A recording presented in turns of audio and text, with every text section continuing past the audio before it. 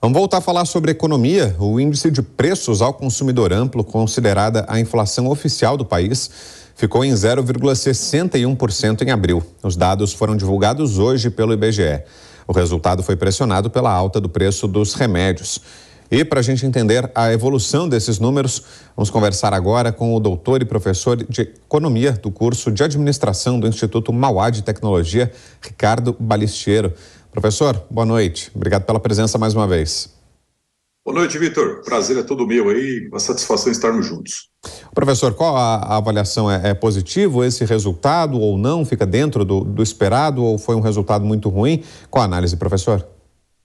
Bom, ele veio um pouquinho acima do esperado por boa parte dos analistas, né? Que esperavam uma alta aí próximo a 0,56, 57, por aí, né? Ela veio 0,61, quer dizer, um pouco acima, né?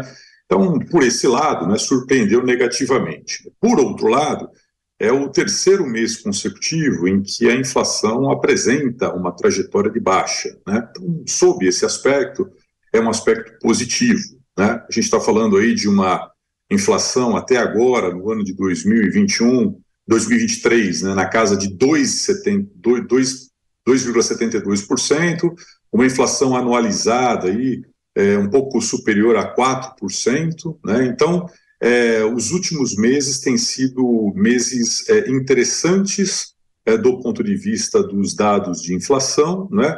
Mas nós temos ali alguma pressão que deve voltar a ocorrer a partir da virada do semestre, né? Principalmente aí puxada pelos preços monitorados, né? Então, essa trajetória de baixa da inflação, que deve ainda persistir no mês de maio, talvez até no mês de junho, mas nós acreditamos que na virada do semestre possa haver uma puxada para cima, né?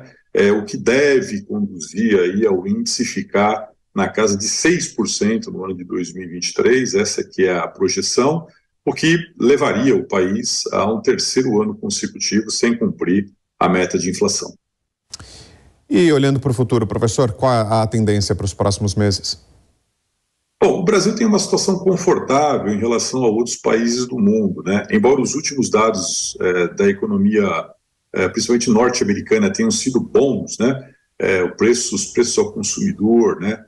Caíram nos Estados Unidos, os preços do atacado caíram fortemente nos Estados Unidos. A nossa situação ainda é uma situação um pouco mais confortável, porque nós temos taxa de juros mais alta. Quer dizer, nós temos uma taxa mais alta, mas do ponto de vista inflacionário, nós temos uma situação mais confortável, porque a inflação caiu primeiro aqui no Brasil, né? Nós podemos trabalhar tranquilamente com o descumprimento da meta esse ano, mas com uma trajetória de baixa, né? E essa trajetória de baixa, considerando que os nossos juros estão altos aqui no Brasil, 13,75 por qualquer ângulo que se analisa, é uma taxa alta, mas ela é uma taxa alta porque foi necessária estar alta exatamente para que nós estejamos hoje numa situação mais confortável do que alguns países do mundo. Os preços por atacado aqui no Brasil também caíram forte, o último dado foi muito positivo. Isso certamente antecipa um pouco o que deve ocorrer em relação aos preços para os consumidores, né? A preocupação realmente fica um pouquinho aí pelo lado dos preços monitorados, uma vez que nós teremos aí uma reoneração de alguns preços, né, exatamente por conta daquilo que aconteceu no segundo semestre do ano passado, né? Quer dizer, se baixou, alguns preços foram baixados meio que artificialmente por conta das isenções tributárias que voltam agora no segundo semestre. Mas nós não acreditamos que haja qualquer tipo de preocupação adicional do que uma inflação aí perto de 6% esse ano, contratando aí sim uma possibilidade de redução de juros no segundo semestre e a inflação convergindo finalmente para a meta a partir do ano de 2024. Justamente sobre os juros que eu ia perguntar para o senhor, professor. O que é que o senhor projeta em relação aos juros? Afinal de contas, as duas coisas costumam caminhar juntas, né? Inflação e juros, né? Um indicador depende do outro, né? Ou está relacionado ao outro. Na última reunião do Copom, né, que é o Comitê de Política Monetária do Banco Central, a taxa foi mantida. Até havia a expectativa de que houvesse um corte, mas não foi mantida a taxa e aí continua aquela novela, né? O governo reclamando muito da gestão do presidente do Banco Central, Roberto Campos Neto, pedindo reduções dos juros. Ainda não veio essa redução. com os números que temos da inflação. O que é que o senhor projeta? Será que vem aí esse aguardado pelo governo corte de juros, professor? Virá, viu, Vitor? Certamente, né? Já existem muitas sinalizações dadas pelo Banco Central de que esse processo deve se iniciar, muito provavelmente também na virada do semestre, né? Ele será gradual, né? O Banco Central não costuma fazer mexidas nem para o alto nem para baixo de uma maneira muito radical, né? Então deve baixar aí 25 pontos, 50 pontos, né? Alguma coisa como 0,25 pontos percentuais ou 50 pontos ou 0,50 pontos percentuais. Deve baixar em torno disso.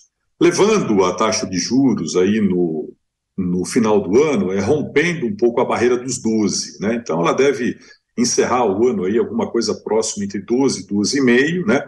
E projetando, se tudo continuar na trajetória que está, numa taxa ainda de 2 dígitos no final de 2024, né? Então, por mais que o Banco Central inicie um ciclo de inflação, um ciclo de redução da taxa Selic por conta da queda da inflação, essa taxa de juros ainda vai continuar em patamares elevados por algum tempo, né?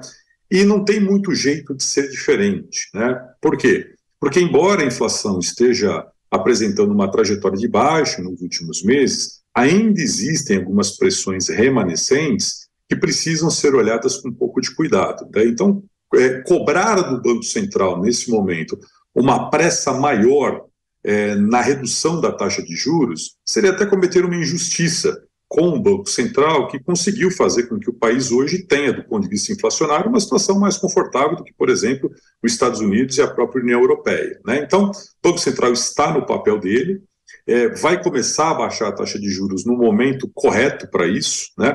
Quando nós temos a inflação convergindo para baixo, quando o arcabouço fiscal talvez seja aprovado, o que vai dar mais tranquilidade que esse processo continue se consolidando ao longo do ano de 2024, permita uma reativação do crédito sem gerar pressões adicionais à inflação. O senhor falava sobre a situação em outros países, como é que ela afeta, se afeta a inflação de outros países? Isso chega também ao Brasil, professor? Respinga por aqui?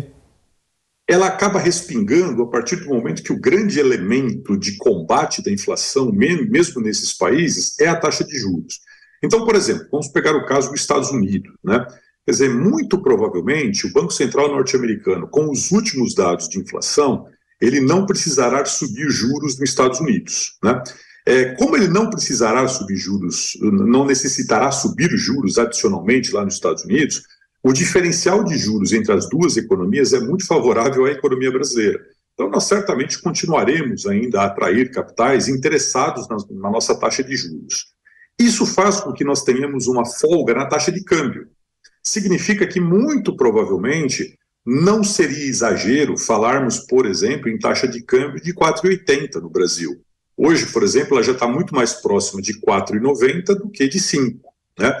Por quê? Porque há uma entrada muito forte de capitais no Brasil nesse momento, entre outras coisas, pelo diferencial de juros. Então, a partir do momento que o Banco Central norte-americano para o processo de redução de juros, né, isso favorece, ainda que temporariamente, a nossa economia, no que tange a atração de capitais e uma tendência de baixa da nossa taxa de câmbio, o que também é um elemento importante para o controle da inflação. Muito bem, a análise do professor Ricardo Balistiero. Obrigado mais uma vez, professor, pela presença, pelas explicações todas. Uma boa noite, bom final de semana por aí. Obrigado, Vitor. Bom final de semana a você e a todos. Obrigado.